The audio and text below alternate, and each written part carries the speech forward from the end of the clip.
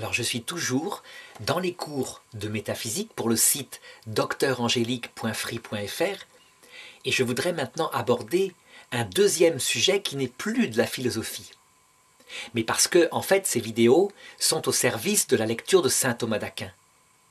Et donc, je voudrais montrer comment, pour la personne du Christ, cette fois, les concepts métaphysiques que saint Thomas d'Aquin a compris, parce qu'il a commenté le livre de la métaphysique d'Aristote complètement, c'est une œuvre de plus de 800 pages, eh bien je voudrais montrer comment les concepts métaphysiques lui ont servi pour comprendre la nature du Christ. Alors, le Christ pose un problème aussi à l'Église catholique et orthodoxe, qui était unie à l'époque, dès le début. En effet, quand on lit les textes de l'Évangile, on constate qu'il y a une série de textes où il dit être fils de l'homme et où il agit en homme. Il souffre, il a faim, il pleure, c'est très net. On voit un homme complet, un homme parfait. Rien ne lui manque de son humanité. Évidemment, ce sont sur ces textes-là que ceux qui nient la divinité du Christ vont insister. Et ils prendront tous les textes où Jésus explicitement se dit Dieu comme des métaphores.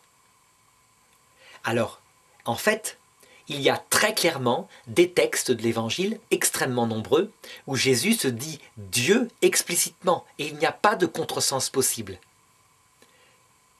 L'un des plus forts, c'est dans l'Évangile selon saint Jean, quand il est confronté à des Juifs et qu'il leur dit « En vérité, avant qu'Abraham fût, je suis ». Et les Juifs comprennent quelque chose de bizarre et disent « Comment ça, toi tu n'as pas 50 ans et tu dis avoir connu Abraham ?» Et il leur répond « Abraham a vu mon jour et il s'est réjoui. Si vous ne croyez pas que je suis, vous n'entrerez pas dans le royaume de Dieu. » Je suis, en hébreu, on le voit bien dans le texte de la Genèse, où cette expression a été révélée par Dieu à Moïse au niveau du chapitre sur le buisson ardent. Je suis, ça se traduit par Yahvé ou Jéhovah. On ne sait pas comment ça se prononce puisque les voyelles dans le texte hébreu ne sont pas signifiées. Les Juifs entendent bien et ils réinsistent et réinterrogent Jésus. Ils voient bien que Jésus fait référence à ce texte du buisson ardent et s'attribue le titre de « Je suis ». Alors certains ajoutent, comme par exemple la traduction des témoins de Jéhovah, « Je le suis ». Mais non, le texte grec, et c'est l'évangile, on l'a, l'évangile de saint Jean, on l'a en grec, il n'y a pas « le suis », c'est « je suis ». Ego eimi. Les Juifs comprennent si bien que Jésus se dit Yahvé, qu'à un moment donné, ils prennent des pierres et ils veulent le lapider. Et Jésus leur dit « Pour quelle œuvre voulez-vous me lapider ?» Et ils lui répondent « Ce n'est pas pour une œuvre qu'on veut te lapider. C'est parce que toi qui n'es qu'un homme, tu te fais Dieu. » Ce qui montre qu'il n'y a pas d'ambiguïté dans leur esprit. Ils ne sont pas fous, ils savent très bien ce qu'ils ont entendu. Mais Jésus, s'il leur répond par les œuvres, c'est parce qu'il a fait des œuvres qui relèvent de la divinité. Parce que Jésus ne se contente pas de se dire Dieu dans ce texte-là, et d'être dit Dieu par les évangélistes à beaucoup de moments. Mais il agit en Dieu. Il agit en Dieu plusieurs fois. D'abord quand il dit « J'ai le pouvoir de pardonner les péchés ». Et ça, pareil, les théologiens juifs réagissent en théologiens, et on ne ferait pas différemment si un homme nous apparaissait et nous disait ça en disant « Seul Dieu peut pardonner les péchés » ou alors la personne qui a subi le péché. Tu ne peux pas pardonner les péchés. Et pour montrer qu'il peut pardonner les péchés, Jésus guérit la main sèche d'un homme devant eux, en disant « Afin que vous croyiez que le Fils de l'homme a le pouvoir de pardonner les péchés ». Jésus s'attribue, dans des textes clairs, et beaucoup dans l'Évangile selon saint Jean, des pouvoirs divins. Par exemple, il dit au moins 5 ou 6 fois « Celui qui croit en moi, je le ressusciterai à la fin du monde. Celui qui m'aime, et je le ressusciterai à la fin du monde. » Il ne dit pas « À ma prière, le Père le ressuscitera ». Il dit bien « Je le ressusciterai ». Évidemment, on le sait, comme on n'a ici que des textes, Tous ceux qui ne veulent pas croire en sa divinité diront, en fait, on peut lire ces textes-là de manière métaphorique. Quand il dit « je le ressusciterai », ça veut dire « je prierai le Père qui fera tout ce que je veux, donc c'est comme si je le ressuscitais ». Quand Jésus dit « si vous ne croyez pas que je suis », il veut dire par là « je le suis » ou « je suis quelqu'un qui est un grand prophète », etc. Donc c'est clair, le texte seul ne suffit pas. Seulement l'Église catholique, elle, confrontée aux textes qui sont clairs, et aux textes où les apôtres confessent la divinité de Jésus, quand par exemple Thomas dit « Mon Seigneur et mon Dieu ». Alors certains traduisent en disant « Il a voulu dire « Oh mon Dieu !» Tu es là, ah je ne croyais pas que tu étais là. Non, il dit bien mon Seigneur et mon Dieu. Et Jésus ne le reprend pas quand il a mis son doigt dans son côté. Il lui dit maintenant que tu as vu, tu crois. Heureux celui qui croit sans avoir vu. Donc le texte en lui-même peut évidemment être toujours contourné. Eh bien l'Église et les premiers chrétiens ont voulu garder tous les textes. Les textes où il se dit entièrement homme et les textes où il se dit entièrement Dieu. Et ils ont qualifié en grec d'hérésie, c'est-à-dire de choix. Hérésie, ça veut dire choix en grec, ceux qui optaient pour des textes par opposition à d'autres textes. L'Église, elle a dit, il faut garder tous les textes qui sont clairs. Et quand les textes sont en clair, quand il n'y a pas d'ambiguïté, il faut les garder sans exception. Le problème, c'est qu'il s'est posé tout de suite et très vite la question de comprendre cet être bizarre qui était à la fois Dieu et à la fois homme. Et c'est là que la théologie est apparue, qui s'est mise à réfléchir au mystère. Et c'était bien un problème de métaphysique, parce qu'on a un être particulier, une personne qui est devant soi, Jésus, et puis on doit réfléchir et savoir qui il est, dans son être, en tant qu'il est. C'est un problème de métaphysique du côté du pos, le comment.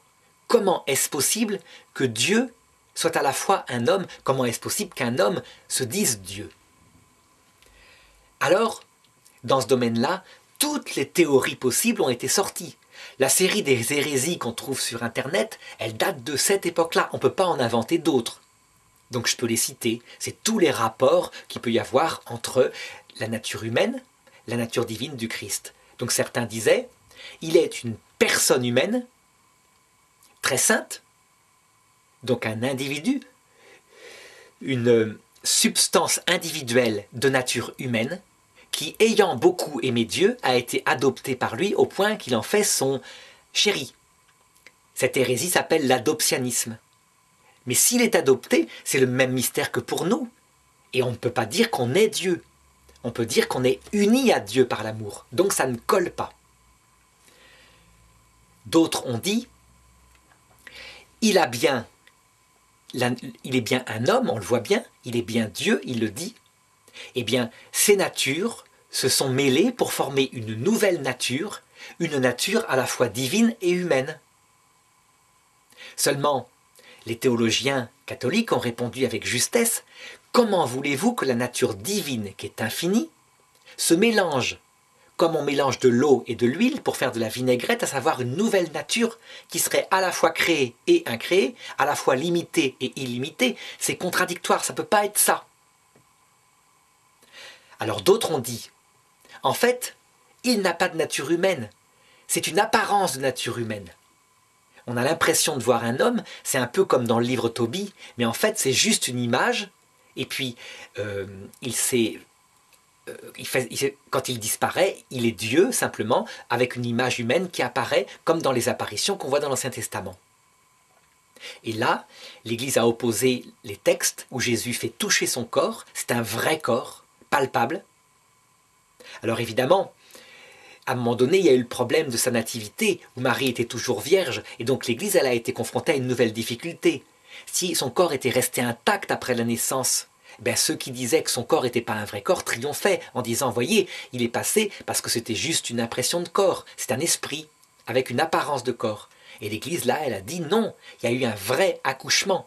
Marie, elle est vraiment mère de Jésus, et elle l'est physiquement, il a une nature humaine complète. Donc elle arrive à dire, l'Église, eh bien miraculeusement, passant à travers une porte fermée, sans abîmer son corps, sa virginité physique, il est pourtant vraiment né d'elle, avec son vrai corps humain, un corps biologique, qui pleurait, etc. Alors, finalement, les grands docteurs de l'Église, les pères de cette époque-là, sont arrivés à comprendre le mystère de la façon suivante en se servant des termes métaphysiques. Donc toujours pareil, les termes personne, sujet donc, sujet de substance individuelle de nature spirituelle, les termes de nature, les termes de substance au sens de principe de l'être sont utilisés. Alors, premièrement, le Christ est une personne, une seule personne. Il est donc une substance spirituelle et il n'y a pas en lui deux personnes. Ce n'est pas un homme collé à Dieu. Dans ce cas-là, ça serait deux personnes. Non, le Christ est une véritable personne unique. Et donc, il a une substance, principe de son être unique, et une seule substance, qui unifie en lui deux natures. Deux natures, donc une nature humaine et sa nature divine. Alors, on le voit par cette description rapide que je vais développer maintenant, on a toute la théologie de l'Église. Donc d'abord, la nature humaine du Christ est-elle complète? Réponse, oui. Il a un corps, il a sa sensibilité et il a donc son esprit. Il a donc une intelligence et une volonté humaine qui fonctionnent comme l'intelligence et la volonté humaine, ça veut dire par mode de liberté. Son intelligence humaine, elle n'est pas infinie, elle est limitée comme toute intelligence humaine, et elle n'est pas Dieu, elle n'est pas de nature divine. Deuxièmement, le Christ, il a une nature divine complète, c'est la nature du Verbe, la deuxième personne de la Trinité dont je parlais tout à l'heure. Or, le Verbe, il est totalement Dieu, et donc il a, entre guillemets, plutôt on pourrait dire il est intelligence divine, et il est volonté divine. Ce qui veut donc dire que dans le Christ, il y a bien deux intelligences et deux volontés. Et là, ça a été objet, tardivement, d'un vrai conflit théologique dans l'Église catholique, à cause d'une imprécision venant d'un pape, le pape Honorius Ier, qui avait dit, comme magistère, nous croyons que le Christ, il a deux volontés. Mais à un moment donné, en répondant à un prêtre, ou à plutôt un archevêque d'Orient, il avait dit « Je crois que le Christ a une seule volonté, harmonieuse. » Et donc les termes n'étaient pas précis. Donc on s'est mis à dire « Attention, il croit qu'il y a une seule volonté. » Mais non, le Christ, il a deux volontés. Alors le problème se résout facilement en théologie. Le Christ, il a donc deux facultés volontaires. Mais évidemment, sa volonté concrète, c'est-à-dire l'actuation de sa volonté, qui vise à un but, elle est unifiée. Il n'est pas, entre guillemets, schizophrène, avec d'un côté sa volonté divine qui voudrait une chose, et de l'autre côté sa volonté humaine qui voudrait autre chose.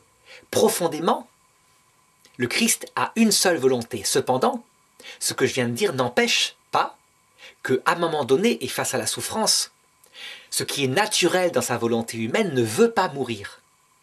Ce qui est profond et choisi et compris dans sa volonté humaine veut passer par la mort puisqu'il est venu que pour ça. Et donc veut ce que sa volonté divine veut. Donc on le voit, le rapport entre sa volonté humaine et sa volonté divine sont dans un rapport de liberté. Ce n'est pas dans un rapport de soumission. C'est naturel comme ça se passe entre la volonté qui par nature est libre.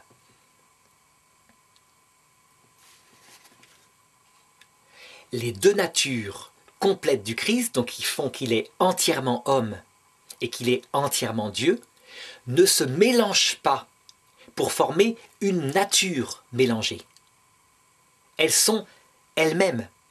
La nature humaine est une nature créée, limitée, et la nature divine est par nature une nature incréée, infinie. Donc, en assumant cette nature humaine, le Verbe ne change pas sa nature, il ne devient pas, dans sa divinité, limité. Appliqué à la mort, par exemple. Eh bien, dans sa nature humaine, le Christ connaît véritablement la mort, ça veut dire que son corps est séparé de son âme humaine, mais sa nature divine reste immortelle. Elle ne connaît pas la mort en elle-même. Donc si on dit que le Verbe, si on dit que Dieu est mort à la croix, on entend par là qu'il est mort à travers ce qu'a souffert sa nature humaine, qui fait partie maintenant de sa personne unique. Voilà pourquoi, en théologie catholique, la théologie des mélanges des volontés, le monophysisme, elle est évacuée. L'hérésie monophysique a existé en Orient, elle a existé beaucoup dans l'église copte, et puis je crois que maintenant elle a quasiment disparu. Elle s'est fondue, ne serait-ce que parce que les théologiens, qui étaient peu nombreux à la défendre, ont fini par accepter la théologie des conciles œcuméniques de Constantinople. Alors maintenant, autre problème. S'il a une nature humaine complète, et s'il a une nature divine complète, c'est donc que dans le Christ, il y a deux personnes. Parce qu'une nature divine humaine complète, normalement, c'est une personne. Eh bien, réponse non. Non, dira l'Église. En fait, il y a eu une union hypostatique. Union hypostatique, donc terme grec, l'hypostase, c'est-à-dire une union dans le sujet. Substance première, c'est le terme que j'avais utilisé en métaphysique un peu plus tôt. Ce qui fait que, quand on regarde l'humanité du Christ, on ne regarde pas une personne humaine. On regarde une nature humaine complète, mais c'est la personne unique du Verbe de Dieu fait homme. Parce que la personne de Jésus-Christ, c'est la personne unique du Verbe de Dieu fait homme.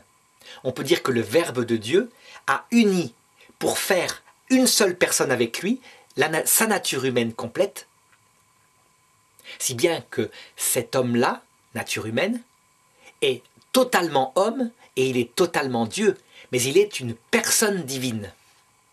Il a deux natures, nature humaine, nature divine, mais il est la personne du Verbe fait chair. Quoi est-ce que je peux dire ça?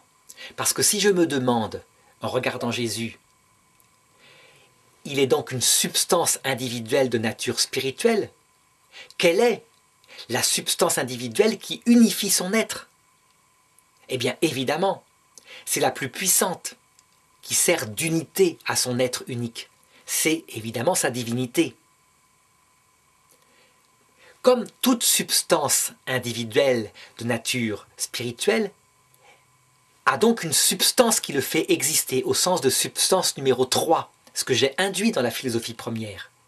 Qu'est-ce qui joue le rôle dans la personne de Jésus de substance, c'est-à-dire principe d'unité de son être complet? Eh bien, en fait, c'est sa nature divine, c'est sa divinité. C'est elle qui, par miracle, s'unit substantiellement à cette nature humaine complète pour en faire une partie de sa propre personne sans qu'il y ait mélange de nature. Alors, en fait, on peut prendre une analogie pour comprendre cela. Parce que nous, finalement, êtres humains, on fonctionne un petit peu de la même façon, sauf qu'on n'a pas la nature divine. Nous sommes donc, nous, une seule personne. Mais il y a en nous plusieurs natures qui sont unies pour former une seule personne, et des natures qui gardent leur nature. Il y a en nous un animal complet, avec son estimative animale, c'est-à-dire son intelligence capable de trouver des trucs pour survivre et se reproduire, avec ses sensations, etc. Et qui est uni avec en nous un esprit, un ange on pourrait dire. C'est pas un ange parce qu'on est fait par nature pour être uni à cet animal. Et cet animal, cette nature animale, je dirais plutôt, n'est pas une substance individuelle de nature sensible. Elle ne l'a jamais été. Directement, à notre conception, par la création de notre âme, Dieu fait une union hypostatique entre la partie corporelle et la partie spirituelle qu'il vient de créer, pour créer une seule personne humaine, mais une seule personne humaine en qui subsistent deux natures. La nature sensible, corporelle, et la nature spirituelle qui n'est pas faite de matière corporelle, qui est faite d'esprit. On voit bien, en nous ça fonctionne très bien.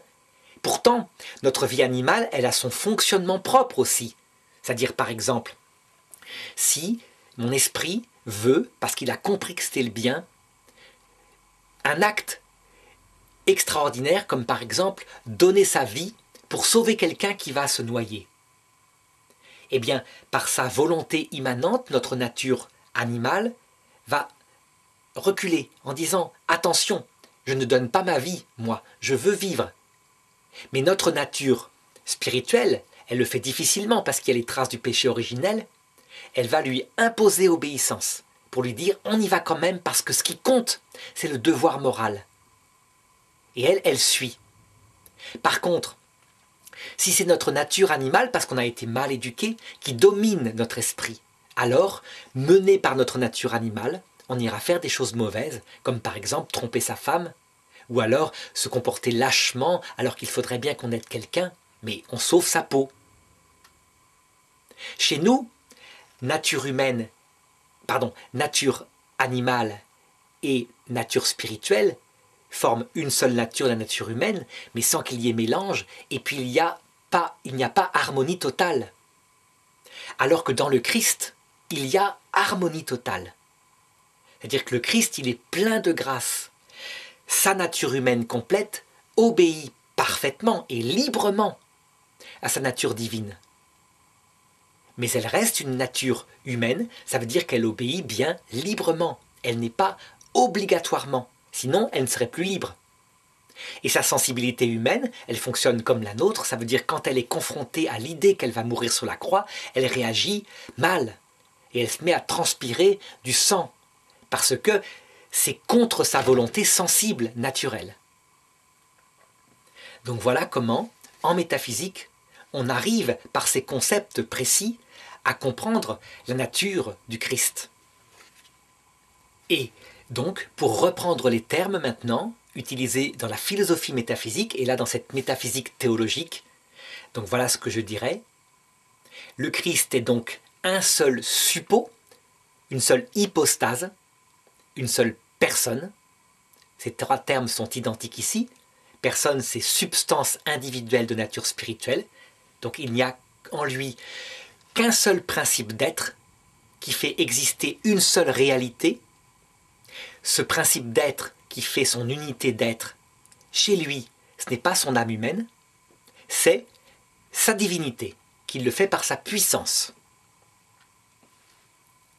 Le Christ possède deux natures, une nature, c'est-à-dire deux essences, une essence humaine complète, une essence divine complète, mais son essence humaine n'a pas le statut de personne, parce qu'elle est unie hypostatiquement avec son essence divine pour former la personne du Verbe incarné. À partir de là, on comprend très bien comment est-ce qu'il peut être à la fois entièrement homme et entièrement Dieu. C'est comme ça qu'il faut l'expliquer. Donc quand les musulmans opposent à la théologie chrétienne de dire « ce n'est pas possible, Dieu ne peut pas se comporter comme un homme et par exemple avoir des larmes. Vous voyez bien que Jésus a un corps, donc il ne peut pas être Dieu. » Eh bien la réponse est dans ce que je viens de dire. Ce qu'on voit pleurer, c'est sa nature humaine complète. Donc elle est bien limitée, elle est créée. Mais il l'a unie pour former un seul être avec sa divinité, à la deuxième personne de la Trinité. Et donc la nature humaine qui pleure, c'est la nature de Jésus, de la personne de Dieu fait homme. Donc on le voit, toute cette théologie-là est en harmonie avec ce qui est possible. Et toutes les autres théologies, comme celle par exemple d'un mélange des natures, sont impossibles à soutenir. Alors voilà, j'espère que cette leçon un peu compliquée de métaphysique, théologie métaphysique, théologie de l'être du Christ, aura été comprise suffisamment et qu'elle pourra donner envie de continuer à faire de la métaphysique avec le Père Marie-Dominique Philippe.